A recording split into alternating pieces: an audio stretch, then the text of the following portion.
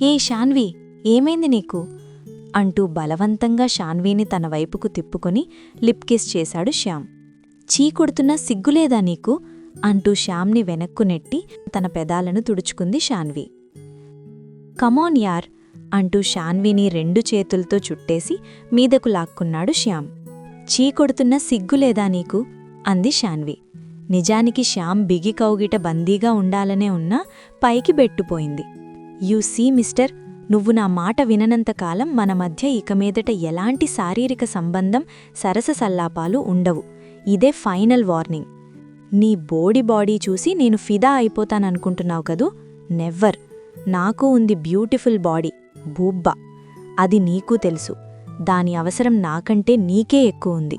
So నా బూబ్బా కావాలంటే నువ్వు నీ మహబూబా మాట వినాల్సిందే. కాదంటే నీకిక మీదట అన్ని డ్రై రాత్రుళ్లే అంటూ దూరంగా జరిగి పడుకుంది శాన్వి. కాని తన మనసంతా నువ్వే అన్నట్లు శ్యామ్ గురించే ఆలోచనలు చుట్టుముట్టాయి. బాహుబలి బాడీకి తోడు బ్రూస్లీ వేగం శ్యామ్కు ఉన్న బలం. శ్యామ్ కంటిచూపులో సూదంటురాయుంది. నడకతీరులో హుందాతనం, యునీక్ స్టైల్ ఉంది. హావభావాల్లో, ప్రతి కదలికలో కట్టిపడేసే ప్రత్యేకతుంది. మాటల్లో పొందిక, చేతల్లో నైపుణ్యం, నవ్వులో కొంటెతనం, నరనరంలో చిలిపితనం. ఓ మై గాడ్, ఆ రొమాంటిక్ ఫెలో ఎదురుగా ఉంటే జగతిని ఉన్నది మనమిద్దరమే అని హత్తుకుపోతుంటే అన్నట్లుంటుంది. అదే శ్యామ్ ముందు తను ప్రతిసారీ ఓడిపోవడానికి కారణం. కాని ఆ ఓటమిలోనే తనకు ఆనందముంది, అమరత్వముంది. కావాలనే తన్ను కవ్వించి కాలు దువ్వుతాడు. తన్ను టచ్ చేయొద్దని యమ సీరియస్గా చెప్పినా సరే. కబడ్డీ ప్లేయర్లా అక్కడా ఇక్కడా ఎక్కడో ఒకచోట టచ్ చేసి తనని అవుట్ చేస్తాడు. ఇంత జరిగాక తను మాత్రం కూతపెట్టకుండా ఎలా ఉంటుంది? Cunning fellow. అస్సలు కనికరం లేదు. కసురుకున్న స్పోర్టివ్గా తీసుకుంటాడు. పోరా అంటే పోడు, పోనీడు, పోకిరీవాడు. ఇంతలా తను శ్యామ్ అంటే పడిచేస్తుంటే ఉన్నట్లుండి ఏమవుతుందో ఏమోగాని తన ఇష్టానికి వ్యతిరేకంగా ప్రవర్తిస్తాడు. ఎందుకో చెప్పడు, అలా ఎన్నాళ్ళో చెప్పడు. ఇదే తనకు చిరాకు తెప్పించే విషయం. అసలు విషయానికొస్తే శ్యామ్ నిత్యం షేవ్ చేసుకుని స్మూత్గా, స్మార్ట్గా, ట్రిమ్గా, డ్రీమ్ బాయ్లా ఉంటాడు.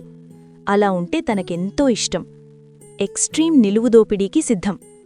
కాని ఉన్నట్లుండి నల్లటి భయంకర మీసం, గడ్డం, జుట్టు పెంచేసుకుని రౌడీలా తయారవుతాడు. అప్పుడే తనకు వెగటు, వికారం, విరక్తి కలుగుతాయి. అసలలా ఎందుకురా అంటే చెప్పడు. అదేదో స్టైల్ అనుకుంటాడు. నీ ఫేస్కా గెటప్ నచ్చదురా అంటే పట్టించుకోడు. గుబురు మీసాలు అతని ముదురు తేనెరంగు పెదాలను కబ్జా చేస్తుంటే ఆ పొదలమాటున దాగిన అతని అధరామృతం వెదికి పట్టుకోవాలంటే తనకెంతో ఇరిటేటింగ్గా ఉంటుంది. అతని ఎదపాన్పుపై పవళించి పరవశిద్దామన్నా, ముద్దుల ముద్దర్లేసి ముద్దార మురిసిపోదామన్నా బారెడు గడ్డం చైనా వాలడ్డొస్తుంది. శ్యామ్ తన సొంతం, తన ఆస్తి. పెళ్లితో తన పేరు మీద రిజిస్టర్ అయింది. శ్యామ్ బాడీ తన ఇండోర్ క్రీడా ప్రాంగణం. దాని మెయింటెనెన్స్ తన ఇష్టానికి అనుగుణంగా ఉండాలి కాని కలుపు మొక్కల్లా గడ్డాలు, మీసాలు విచ్చలవిడిగా పెరిగితే తను సహించదు. సర్వాంగానాం వదనం ప్రధానం. వదనంలో అధరం ప్రధానం. అవంగ క్రీడకు ఆది ఆరంభం అధరచుంబనం. మరి ఆటలో అధరాలే కసుమరుగైతే ఆ ఆట కట్టేఫట్టే. శ్యామ్తో గొడవపడి పుట్టింటికి వచ్చేసింది శాన్వి. సడన్గా శాన్వి ఒక్కటే వచ్చేటప్పటికీ ఏం జరుగుంటుందా అన్న ఆలోచనతో సతమతమవుతున్న తల్లి, అదేంటమ్మాయ్ చెప్పా పెట్టకుండా వచ్చావు? అల్లుడుగారేరి అంది. మా ఆయనతో గొడవపడ్డాలే అంది శాన్వి ముక్తసరిగా. అల్లుడుగారు చాలా మంచోడు కదా, ఆయనతో గొడవేంటి?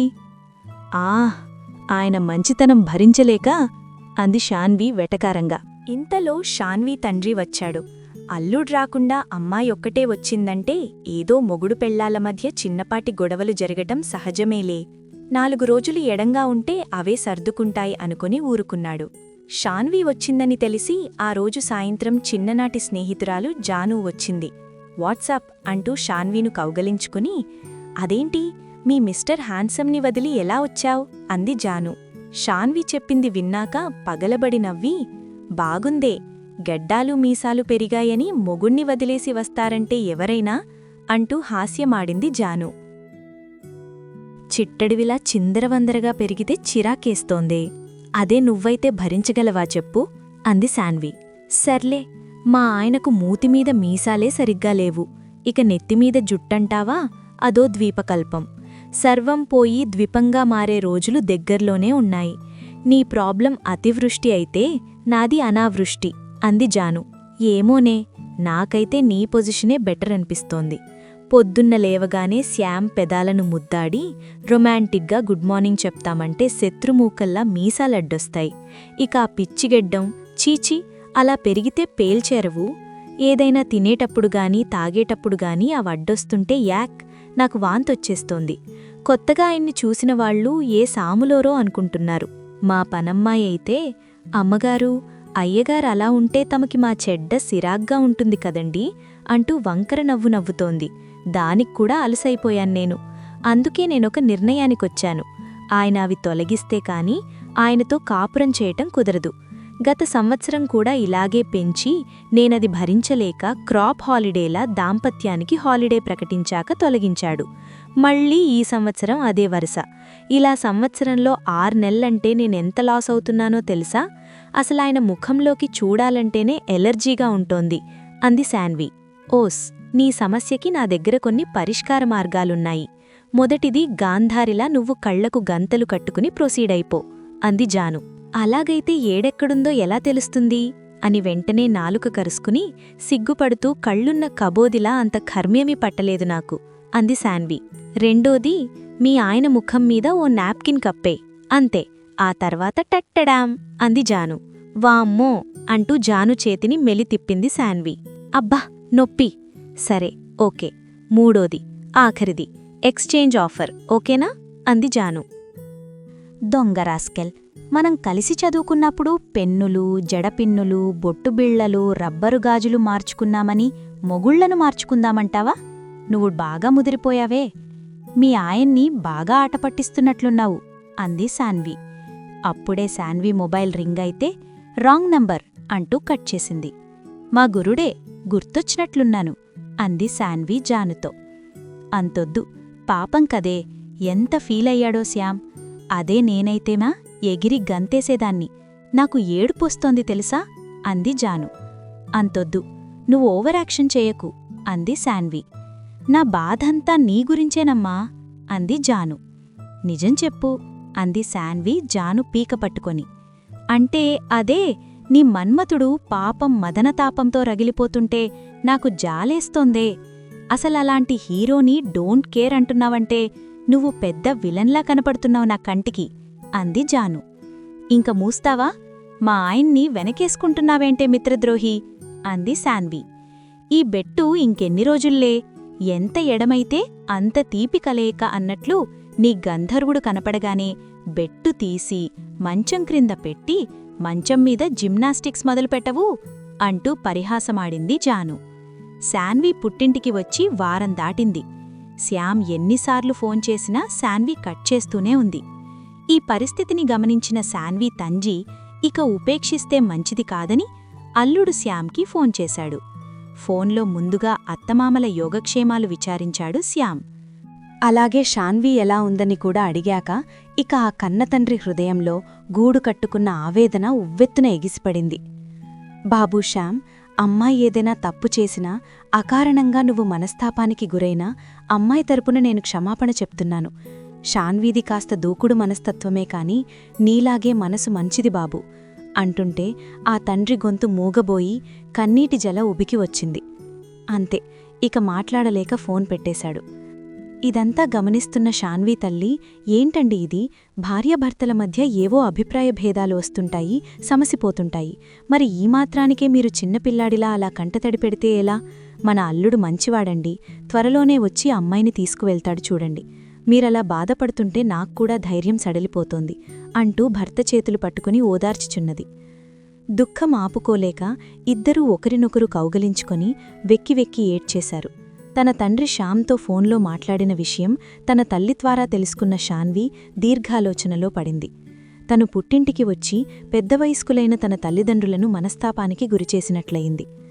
తను తప్పు చేసింది. తను తనింటికి వెంటనే వెళ్ళిపోవాలి. నిజానికి శ్యామ్ని వదిలి తనూ ఉండలేకపోతోంది. రాత్రుళ్ళు నిద్రపట్టడం లేదు.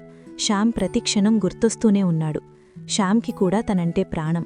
తన కారణంగా శ్యామ్ కూడా బాధపడుతున్నాడు. శ్యామ్ మంచివాడు కనుక తనెలా ప్రవర్తించినా పల్లెత్తు మాట అనకుండా సహిస్తున్నాడు. తన శ్యామసుందరుడు మేలిమి బంగారం. శ్యామ్ దగ్గరికి వెళ్ళిపోవాలి, ఇప్పుడే, ఈ క్షణమే అనుకున్నదే తడవుగా శాన్వి సూట్ కేస్ తీసుకుని నేను శ్యామ్ దగ్గరికి వెళ్ళిపోతున్నానంటూ ఇల్లు విడిచి వెళ్ళిపోతుంటే తల్లిదండ్రులిద్దరూ నోట మాట రాక చూస్తూ నిలబడిపోయారు. ఆ రాత్రి శ్యామ్ శాన్వీలు పడకగదిలో ఒకరి పక్కన ఒకరు పడుకుని ఉన్నారు. ఇద్దరి మధ్య మౌనం రాజ్యమేలుతోంది.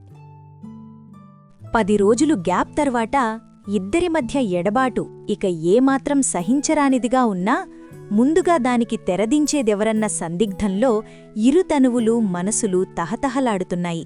ఇప్పటికే జరిగిన నష్టం చాలనుకున్నదేమో శాన్వి. శ్యామ్ పక్కకు తిరిగి అతని వక్షస్థలంపై తలవాల్చి పడుకుంది. శ్యామ్ శాన్విను మరింత దగ్గరగా లాక్కున్నాడు. లబ్డబ్ల స్థానే హగ్మీ హగ్మీ హగ్మీ అంటున్న ఒకరి హృదయస్పందనలు మరొకరికి స్పష్టంగా తెలుస్తున్నాయి. అప్పుడే 2 కన్నీటి బొట్లు శ్యామ్ ఛాతీపై పడటంతో శాన్వి ముఖంలోకి చూస్తూ, పిచ్చిపిల్లా, ఏంటిది అంటూ ముందుకు వంగి కలువరేకుల్లాంటి శాన్వి కనురెప్పలను ముద్దుపెట్టుకున్నాడు. ఆ చర్యకు శాన్వి పులకించిన మయూరమే అయ్యింది. విరబూసిన విరజాజి అయ్యింది. ఆమె అంతరంగం పాలసంద్రమై పరవశించింది.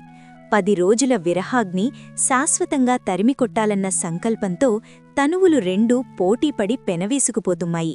వారిరువురి హృదయ సంద్రాల్లో ఏర్పడిన అల్పపీడనం వాయుగుండంగా మారి తీవ్రమైన తుఫానుగా చెలరేగి ఉద్ధృతంగా ఎగసిపడుపున్న వాంఛల అలల తాకిడికి మదనసాగర మథనం జరిగి ఆనందామృతం ఉద్భవించిన వేళ అలకలు తీరి ఆలింగనావస్థలోనే ఆదమర్చి నిద్రపోయారు శ్యామ్ శాన్వీలు. మర్నాడు ఉదయం శాన్వి నిద్రలేచేసరికి బారడు ప్రొద్దెక్కింది. గంట ముందే నిద్రలేచిన శ్యామ్ స్నానం చేసి టవల్ చుట్టుకుని రావటం చూసి దగ్గరగా వెళ్ళి గాఢంగా హత్తుకుని మళ్ళీ పడుకుందాంరా అంటూ మారాంచేసింది శాన్వి. ఇద్దరూ 2 నిమిషాలు అలానే ఉండిపోయారు. శాన్వి బ్రష్ చేసుకుని వచ్చేపటికి శ్యామ్ కాఫీ కప్పు అందించాడు. థ్యాంక్సు అని శ్యామ్ కళ్లల్లోకి ఆరాధనగా చూస్తూ కాఫీ సిప్ చేస్తూ, ఈరోజు ఆఫీస్కు వెళ్లొద్దు, నాతోనే ఉండాలి అంది శాన్వి. శ్యామ్ అందుకు అంగీకరించటంతో ఐ లవ్ యూ అంటూ శ్యామ్ని చుట్టేసింది శాన్వి. లేచి వెళ్లి స్నానం చేసి ఫ్రెష్గా తయారై వచ్చాక ఇద్దరూ కలిసి బ్రేక్ఫాస్ట్ చేస్తున్న సమయంలో శ్యామ్ అన్యమనస్కంగా ఉండటం చూసి, నా మీద కోపం తగ్గలేదు కదూ అంది. అదేం లేదు, నేన్నీకొక విషయం చెప్పాలి. నేను చిన్నప్పుడే అమ్మానాన్నలను పోగొట్టుకున్న విషయం నీకు తెలుసు. అందుకని అత్తయ్య మావయ్యలలోనే నేను నా తల్లిదండ్రులను చూసుకుంటున్నాను. వాళ్లంటే నాకు భక్తి, గౌరవం. గత ఏడాది అత్తయ్యకు సుస్థి చేసినప్పుడు, అలాగే ఈ ఏడు మావయ్య అనారోగ్యం పాలైనప్పుడు వాళ్లు సురక్షితంగా కోలుకుంటే ఆ 7 కొండలవాడికి తలనీలాలు సమర్పిస్తానని మొక్కుకున్నాను. షేవింగ్ కూడా అందుకే మానేశాను. ఆ శ్రీనివాసుడు నా మొరాలకించాడు. అప్పుడు అత్తయ్య కోలుకుని ఆరోగ్యంగా ఉన్నాడు. అన్నమాట ప్రకారం నా మొక్కు తీర్చుకున్నాను. ఇప్పుడు మావయ్య కోలుకుని ఆరోగ్యంగా ఉన్నాడు. నా మొక్కు తీర్చుకోవడానికి ఈ వీకెండ్ మనం తిరుపతి వెళ్తున్నాం. నా మొక్కుల విషయం నీకు ముందుగా చెప్పకపోవటం నా తప్పే. ఒక మంచి ఉద్దేశ్యంతో చేస్తున్న పని కనుక ఎవ్వరికీ చెప్పకుండా చెయ్యాలని నా ఆలోచన. ఆ కారణంగా నీకు ఇబ్బంది కలిగిన మాట వాస్తవం. అందుకు నన్ను క్షమించు. మంచి మనసుతో నన్ను అర్థం చేసుకుంటావనుకుంటాను అన్నాడు శ్యామ్ శాన్వి చేతులు పట్టుకుని. శ్యామ్ చెప్తుంటే శ్రద్ధగా వింటున్న శాన్వి ఆశ్రునయనాలతో శ్యామ్లోని మనిషిని దర్శించింది. శ్యామ్ తన జీవిత భాగస్వామి కావటం తన పూర్వజన్మ సుకృతంగా తలపోసింది. అప్పుడే శాన్వి ఫోన్ రింగయింది. హాయ్, హలో, నేను జానుని. ఏంటి సడన్గా చెక్కేశావ్? మన ఎక్స్చేంజ్ ఆఫర్ ఏం చేశావ్ అంది. సారీ, అది ఎక్స్పైర్ అయిపోయింది. దొంగరాస్కెల్, ఫోన్ పెట్టే అంది శాన్వి. సదరన్ స్పైస్ నుంచి ఆర్డర్ ఇచ్చి తెప్పించుకున్న కాంబో లంచ్ తిన్నాక శ్యామ్ శాన్వీలను మైకం కమ్మేసింది. కాలింగ్ బెల్ స్విచ్ ఆఫ్ అయ్యింది. బెడ్రూంలో ఏసీ ఆన్ అయ్యింది. గది తలుపులు మూసుకున్నాయి. ఎద తలుపులు తెరుచుకున్నాయి. లోపలికి చేరిన స్పైసీ ఫుడ్ బెడ్ మీదున్న ఇద్దర్నీ కింద పడదా పెడుతోంది. అక్కడా ఇక్కడా, పైన, క్రింద, ముందు, వెనుక, ఆ పక్క, ఈ పక్క touch me touch me touch me అంటూ అల్లరి చేస్తుంటే స్పైడర్ మ్యాన్లా శ్యామ్ శాన్వీను అల్లుకుపోతున్నాడు. కథ నచ్చితే లైక్ చేయండి, మిత్రులతో షేర్ చేయండి. మరిన్ని ఆసక్తికరమైన కథల కోసం సబ్స్క్రైబ్ చేయండి.